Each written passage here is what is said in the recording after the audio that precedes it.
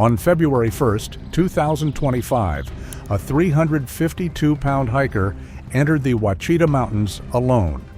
Her GoPro later revealed 4 minutes of horrifying footage, showing handprints too large to be human. 3 days later, her body was found downstream with injuries no one could explain. The evidence points to what locals have feared in these mountains for decades.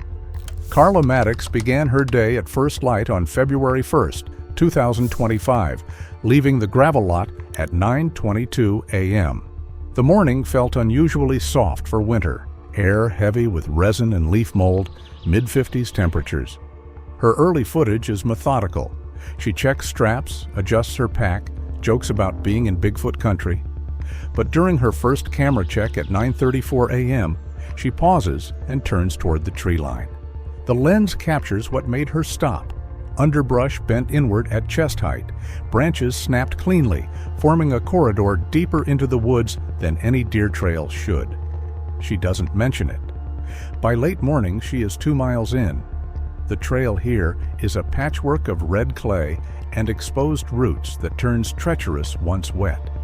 That clay holds impressions deeply and preserves the slight shuffles of balance, how a heavier hiker compensates for slick roots where a foot slips and digs in. What it recorded that day, though, would prove far more significant. Creek crossings are shallow but dissembling. Currents funnel beneath the surface and hide loose stones that can rotate underfoot. Carla records short progress notes, stops to adjust camera angle for an overhung bench, and catalogs an unusual tree formation. The GoPro lens fogs, clears, fogs again. At 11:17 a.m., during a lingering shot of a small clearing, there is a clean, hard snap from the tree line, like tension on a large, dead branch releasing. The camera wobbles as she turns. She breathes an extra half-beat, then dismisses it to herself with a soft, indistinct phrase. On the first watch, it looks like nothing. On analysis, Waveform Review finds a low-frequency component layered under that snap, a pressure transient later matched to other recordings taken at the final crossing. That match wouldn't be made for another 2 weeks. Local records fill in context. Wildlife officers had logged stray reports in the valley the previous autumn, hunters noting unfamiliar knocks and heavy dragging noises near creek beds, the kind of territorial behavior locals attribute to a wood ape, or locally called Bigfoot. The station considered them unremarkable at the time. The Ouachitas have a long human presence and the usual chorus of raccoon, deer, and transient boar. Those entries become relevant only because they match the pattern: intermittent, heavy impacts in the understory, and a tendency for disturbance to cluster near the same river bend where Carla would later vanish. The implications of that pattern would only surface after investigators compiled the full timeline. By mid-afternoon, the weather turns. Rain begins in earnest around 3:15 p.m., gusts flexing the pines, lowering visibility to under 100 feet. The camera shows water beating, then streaming in small rivulets down the lens before she repositions it. Her GPS track indicates a steady pace until 4:41 p.m., when she pauses at the river crossing for roughly 11 minutes. There is no corresponding video. Analysts hypothesize she powered the camera down to save battery in the storm. The site itself is one of the more unstable crossing points along the route, slope undercut by previous floods, roots exposed like the ribs of the bank. The 11-minute gap is where the forensic picture begins to deepen. Her movement pattern immediately before and after the pause shows micro-variations consistent with balance correction. Short lateral steps, weight shifted back onto poles, a cadence that suggests the current required careful negotiation. Then a lateral deviation appears. Her path veers toward denser trees rather than following the river's contour. GPS jitter increases technically in that span, the signal showing rapid, small-scale course corrections, evidence either of repeated attempts to find secure footing or of someone moving back and forth in a confined area. What the data couldn't show, the physical evidence would. When search teams later retraced her steps, they documented boot prints that matched her size 10 tread, interspersed with a second set of impressions. Those secondary impressions were deeper and broader and tracked a slightly different vector, angled toward the tree line, not downstream. The distance between them approached 4 feet, suggestive of a longer stride. Under the clay, the compression depth measured nearly twice that of her prints. Investigators noted no claw marks, no defined toe separations, just pressed ovals flattening the wet soil, heelless impressions that sank nearly 2 inches deeper than hers despite drier soil, extending over 15 inches in length. The full significance of those measurements wouldn't become clear until the autopsy. Technical explanations were considered and dismissed in turn. A heavier human carrying a pack could create deep impressions, but no team member, testing with multiple loads, replicated that tread or the spacing. Flood action can drag and reorient prints, but the pattern here preserved directional integrity. It pointed deliberately toward higher ground. Combined with the audio anomalies found in multiple samples, the evidence coalesced into a specific but strange picture. Something large had been present, moving with deliberate motion at the same crossing. Something that had been reported in these mountains for decades. The GoPro would confirm what those prints suggested. Her phone transmitted its final ping at 4:52 p.m., about 300 yards from the creek bend where the GoPro was later found. Signal and movement after that are unknown. Whatever happened next, her camera was still recording. The corrupted GoPro card produced a single coherent clip, 4 minutes and 7 seconds long, followed by intermittent fragments. For clarity, investigators reconstructed the clip in a frame-by-frame timeline, restoring what the damaged codec allowed and mapping audio anomalies against visible motion. What they found would force them to reconsider everything they thought they knew about the valley. 00 to 040. The initial frames show a shaky, downward-facing view of wet ground, brown water sliding across red clay. The microphone catches the rush of the creek, mixed with heavy breathing and the faint rattle of trekking poles tapping against rock. Visibility is poor, fog low, light fading. Water riffles across clay. Light is flat and gray. The breathing is measured, deliberate. A faint scraping sound, consistent with pole contact on stone, repeats every few seconds. 041 to 120. The camera tilts upward, lifting to show a wider field, the river cutting through a tight bank, saplings leaning over the current. A glimpse of the Ouachita tree line appears through rainfall, dense, unmoving, the color of moss and bark. The lens captures a vertical tear in the understory, an area where branches curl inward.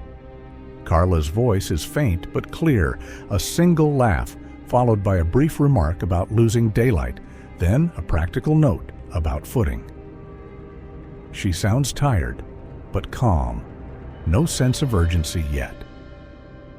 At 048, a sudden snap cuts through the audio, sharp, close, like a thick branch breaking under weight.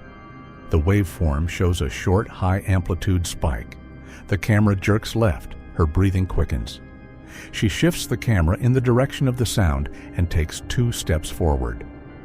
Nothing visible moves in frame, but the sound repeats. Once, twice, farther back. A faint metallic click follows, possibly her trekking pole locking. Later analysis would reveal this wasn't the first time that sound had been recorded in this exact location. 121 to 200. The image stabilizes. The creek dominates the foreground. Carla steps into view, jacket soaked, hair matted to her face, then looks over her shoulder toward the tree line. The camera captures a partial reflection on the water, a blurred vertical form at the edge of the frame. She doesn't notice it. At roughly 1:36, wind drowns out her voice, and the microphone picks up a low, rhythmic sound, 2 deep pulses separated by several seconds. The waveform later showed subaudible vibration recorded as mechanical distortion, low frequency pressure, strong enough to cause amplitude clipping in the lower frequency band, centered at 22 Hz. Spectral review showed mechanical distortion concentrated in the lower band, an infrasound-like pressure effect rather than a pitched call, producing amplitude clipping and a subtle warble in the ambient noise. That frequency would become critical when cross-referenced with older evidence. 2:01 to 2:30. Carla pauses, whispering a phrase that analysts later transcribed as her thinking she'd seen movement. She pans the camera to the tree line. A partial vertical blur is recorded in the edge of frame, an elongated shadow that does not match the wind-driven movement of branches. The footage then shows her stepping nearer to the water line. Her posture tightens, hands grip poles more firmly. At one point, she leans close to the lens and in a clipped voice says she thinks there's someone standing in the trees. It's not an exclamation, more an observational comment to the camera. Immediately after, the microphone captures a secondary low vocalization, softer but continuous, beneath the creek noise, a rumbling, low-frequency growl. On the waveform, the two-note pulse and the growl overlap briefly, creating a complex interference pattern. What that pattern meant wouldn't be understood until weeks later. 2:31 to 3:10. The camera turns downstream, facing away from the tree line. Mud swirls in a ring near the bank, an area of disturbed current appearing off-frame. The pattern is consistent with a large object entering the shallow water just beyond view. The lens catches a smear of darker color moving parallel to the bank, too broad and too slow for a deer or boar. Carla breathes hard. Her muttering increases in pace.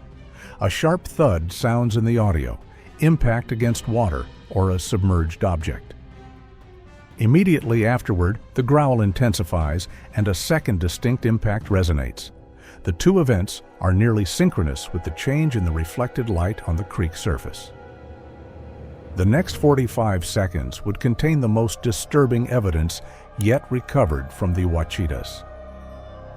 3:11 to 3:45. The frame tilts upward sharply, almost as if the camera is pulled by force. The image is unstable.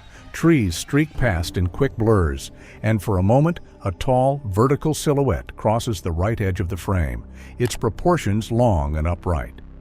The silhouette does not resolve into a known animal profile. The recording captures a final, elongated exhalation, an audible breath that differs in timbre from Carla's, and then a visceral sound identified by investigators as a short, high-pitched human cry. It is layered unusually in the spectrum and, on forensic playback, does not match the timbre profile of her earlier voice samples. The reason for that mismatch would become apparent during the autopsy. 3:46 to 4:07. At 3:57, there's a muffled exclamation, unclear whether from fear or surprise, followed by a violent jolt that throws the camera forward and a sudden impact and splash. The camera tilts sharply, landing half submerged. Water splashes across the lens in violent sheets. For 3 seconds, the image is underwater, bubbles racing past the lens. After the camera re-emerges, 4 corrupted frames, each lasting only a fraction of a second, were later recovered and enhanced. They show a towering, dark shape leaning over the lens, a massive shadow with a broad shoulder line, and a long limb obstructing the view. The frames are grainy and partially saturated by water, but when sequenced, they suggest an upright creature momentarily above the camera before the feed collapses into static. That wasn't the last piece of footage the card would yield. The audio ends on a low-frequency wash, and then silence. That clip was recovered from a GoPro found downstream of the Ouachita River Trail. Authorities later confirmed that the scream heard in the footage wasn't hers. Forensic audio technicians later ran the clip through multiple filters. The analysis emphasized a strong, low-frequency signature present as mechanical rumble and harmonic artifacts. Technicians described the effect as an infrasound-like pressure band layered beneath the recording rather than a distinct tonal call. It remained an acoustic profile unmatched by any documented Arkansas mammal. Wildlife acoustic experts consulted on the file reported that while large bears can produce powerful low-frequency noises, the pattern and sustain of this recorded sound, combined with the timing of impacts and the absence of claw or bite damage visible in the footage, did not align with known bear behavior. The biological samples recovered 3 days later would rule out bears entirely. That mismatch became a central puzzle. The footage placed something large and deliberate at the crossing, producing low-frequency vocalizations, moving with an upright posture, and interacting with the water in a way that left distinct hydrodynamic signatures. The final corrupted frames offered a visual hint, brief, distorted, of an upright mass above the camera. No known predator in Arkansas makes a call that low or that's sustained. But the locals knew what to do. 3 days after that footage ended, a joint search and rescue unit located the body of 36-year-old Carla Maddox roughly 9/10 of a mile downstream from her last GPS ping, a distance consistent with the creek's elevated flow during peak runoff. Her remains were found lodged between 2 fallen trees, partially submerged, her hiking jacket visible through silted water. What they found on her body would change the investigation entirely. The official search began at sunrise on February 2, 2025. Crews from 3 neighboring counties joined the operation, fanning out in staggered lines along both sides of the river. The priority was locating the source of the last GPS signal and any trace of equipment that could indicate movement after transmission loss. By mid-morning, a thermal sweep registered a brief temperature differential along the west bank, likely ground or water temperature variance from disturbed soil or retained warmth. Then it faded on the next pass. It was logged as environmental interference until ground teams reached the same grid and discovered Carla's backpack caught against a root cluster. One shoulder strap was torn clean through, not frayed or cut. The pack's frame was bent inward, as if compressed by weight rather than impact. The scatter pattern of her gear would prove crucial to understanding what happened. Nearby, the ground showed parallel drag impressions leading toward the creek. Investigators initially assumed the marks were caused by flood debris until they followed the line farther. Both impressions ended abruptly at the bank, where the soil dipped sharply and the same broad, heelless prints appeared in pairs heading into the water. The tracks re-emerged on the opposite side before fading into dense growth. At 5:02 p.m., a ranger's dash cam positioned along the access road captured faint, distant screams. The timestamp matched her final GPS ping almost exactly. Wind distortion obscured most of the recording, but analysis later isolated a single human voice, followed by a deep exhalation, longer and lower in tone than the scream itself. That audio would resurface weeks later with additional context that changed everything. Radio transmissions from that evening reflected growing unease among search units reporting movement near the West Ridge and intermittent audio returns without any visual confirmation.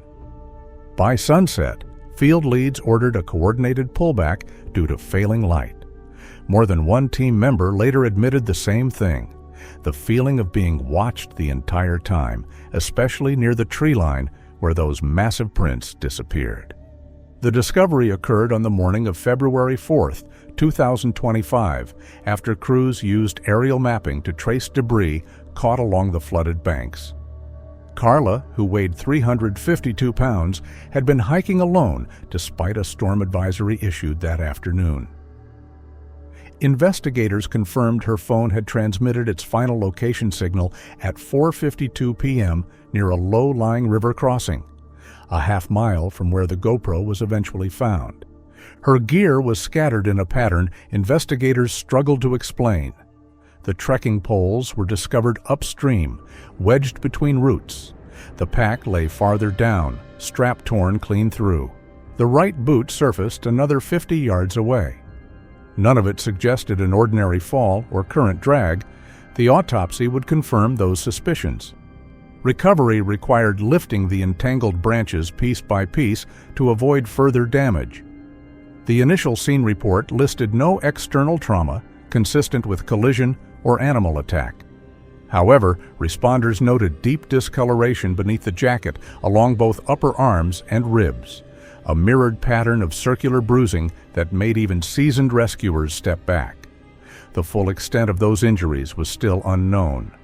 The body of Carla Maddox arrived at the county coroner's facility at 6:17 a.m. on February 6th, 4 days after her disappearance. The ambient temperature inside the intake bay was kept at 42 degrees Fahrenheit. Condensation trailed down the stainless steel doors. A constant tap from the prep sink echoed under the fluorescent lights. The official cause of death was still unlisted when examination began. Following preservation in cold storage, the external assessment documented residual swelling consistent with prior submersion in cold water. Her clothing was cut away, laid flat, and photographed for fiber transfer. Each layer was coated in silt. Fragments of river debris were embedded in the fabric folds. No tearing or bite perforations appeared on any layer. Along both upper arms, large symmetrical bruises stood out, deep purple ovals forming a mirrored pattern that extended into the soft tissue. When measured, the centers of each contusion were spaced roughly 3 inches apart, in parallel rows, curving around the limbs as though from immense pressure applied by digits. The marks looked like the outline of hands, far larger than any humans. What those measurements meant became clear only after additional evidence surfaced. Initial palpation suggested rib fractures, later confirmed by post-mortem radiograph as ribs 3 to 6 on the right side. The breaks angled inward. The impact vector suggested compressive force delivered laterally, not the crushing collapse of a fall. The coroner noted that such localized pressure would require strength beyond ordinary human capacity. On the skin just below the right scapula, a faint impression in drying lividity formed the outline of a single hand, approximately 13 inches in total length, measured from the heel of the palm to the tip of the middle finger along the natural curvature. The biological samples recovered next would provide the most definitive proof yet. During cranial and facial inspection, mud was discovered in the nasal passages and larynx, indicating that she was alive when submerged. Microscopic examination showed aspiration of fine sediment particles matching creek composition. No defensive lacerations were present on the hands or forearms, only linear abrasions along the outer wrists, consistent with being pulled through coarse material. Trace collection followed. Under the left thumbnail, a small quantity of fibrous matter was recovered, coarse brown strands measuring over 3 inches in length. Under magnification, the fibers exhibited a keratin sheath thicker than that of human or known animal samples. The cuticle pattern was irregular, overlapping in scales rather than the uniform rings seen in domestic mammals. Preliminary comparison against reference libraries returned no match. DNA sequencing would reveal why. Each sample was sealed and logged for DNA sequencing. The official entry noted the anomaly as organic filament, source undetermined. The coroner's dictation recorded the key injuries: compression fractures of ribs 3 to 6, bilateral upper arm contusions with 3-inch spacing, absence of tearing or bite marks, and pulmonary asphyxia secondary to drowning. The pathologist added a brief remark in the margin: grip strength indicated by pattern exceeds known human range. Laboratory technicians processed fluids and tissue samples through standard panels. No intoxicants, sedatives, or animal toxins were detected. The overall trauma presented as concentrated external compression followed by drowning, not collision, not predation. Late that afternoon, while the coroner finalized documentation, an assistant reviewed the recovered GoPro card one last time under cleanroom conditions. The file structure showed a hidden fragment appended to the corrupted end of the clip, 2 additional seconds previously unreadable. Audio only, no visual data.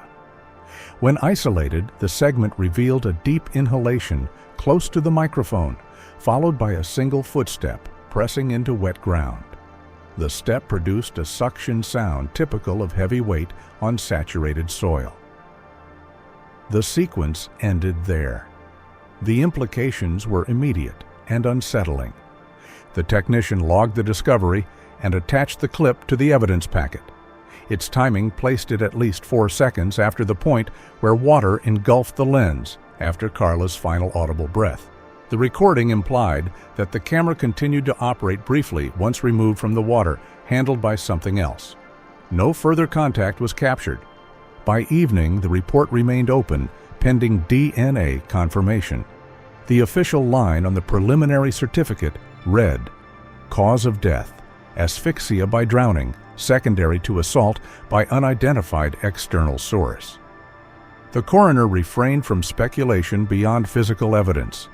Yet the phrasing of the final note, compression consistent with bilateral grasp, quietly suggested the shape of the unseen mechanism. Down the hall in the evidence lab, the assistant replayed the recovered fragment again at half speed. The inhalation was unmistakably deep, diaphragm-driven, resonant enough to vibrate the low-frequency range of the speaker cones. Between that breath and the step, a faint harmonic pattern registered, a tremor too regular for background noise. If she was already underwater, who or what was holding the camera? 3 days after the autopsy, a multidisciplinary review convened at the state's Wildlife Forensics Division to consolidate the remaining evidence, audio, biological, and environmental, and determine whether any of it could be explained by known species interaction. The meeting drew unusual attention for a drowning case. The cross-references they were about to make would tie together years of unexplained incidents. The recovered GoPro footage played in short bursts over the conference speakers, its low-frequency pressure more felt than heard. Comparative analysis revealed something unprecedented. The pulse pattern recorded in Carla Maddox's footage, 2 deep surges separated by roughly 3 seconds, matched an archival anomaly from 2018 recorded during a missing persons search near the Kiamichi River, 60 miles southwest. Both contained identical subaudible signatures once dismissed as environmental vibration. That classification no longer fit. The biological evidence would confirm what the audio suggested. Biological review followed. The coarse brown strands recovered from beneath Carla's thumbnail were compared against an older entry, sample number A 17433, logged in 2018. Both displayed identical keratin thickness and irregular cuticle overlap. The earlier strand had come from bark near another unverified sighting. Degraded mitochondrial sequences showed partial primate markers. Cross-reference tests confirmed a 94% sequence similarity across amplified regions. Analysts estimated the probability of unrelated contamination producing identical anomalies as low based on regional sample comparisons. The thermal imaging recovered next would provide visual confirmation. A damaged motion-triggered wildlife camera recovered near the site added a third layer. Its final infrared frame, time-stamped at 4:53 p.m., 1 minute after Carla's last phone signal, captured a tall, upright heat mass moving mid-stride along the creek. The proportions suggested a figure over 7 feet tall with a bipedal gait. The thermal reading registered cooler than human but warmer than the environment, consistent with an insulated body mass. The following frame was corrupted beyond recovery. Internal correspondence showed disagreement between divisions. The wildlife branch classified the image as an anthropogenic misclassification, implying a distorted human presence. The forensic unit rejected that, noting the infrared temperature differential was incompatible with human physiology. Their joint statement was reduced to one phrase: source undetermined. The audio cross-correlation would settle the debate. Audio specialists later cross-correlated both the 2018 and 2025 clips. The results revealed identical harmonic distortion centered at 22 Hz. No known Arkansas mammal nor environmental condition produces rhythmic pulses of that frequency. When the waveform was amplified, a subtle modulation emerged, one that rose and fell like inhalation. One analyst noted it aligned perfectly with the deep inhalation recovered in the GoPro's final fragment. The implication: the same biological mechanism was active in both recordings years apart across nearly identical terrain. The review ended without consensus, but the compiled data, primate keratin, infrasound pulses, a bipedal heat signature, outlined something neither animal nor human. Whatever left its trace in that valley hadn't vanished. It had stayed close. And there was still one more piece of evidence waiting to be found. The official case summary was released on February 10, 2025. It described the incident as a hiking misadventure resulting in accidental drowning. The sheriff's statement emphasized weather conditions, unstable terrain, and limited daylight as contributing factors. No reference was made to the bruising pattern, the unknown fibers, or the recovered GoPro footage. The file was closed with no pending criminal investigation. The public version told only part of the story. Local reaction was immediate. Residents who lived along the lower Ouachita ridges questioned the official conclusion, citing years of unverified sightings and unexplained noises in that same stretch of forest. Within days, hunters operating along the western watershed uploaded footage showing large, barefoot impressions pressed into saturated clay, similar to those found near Carla's last known location. The video was dismissed publicly as inconclusive. Within 2 weeks, an expedited state laboratory analysis returned the DNA report.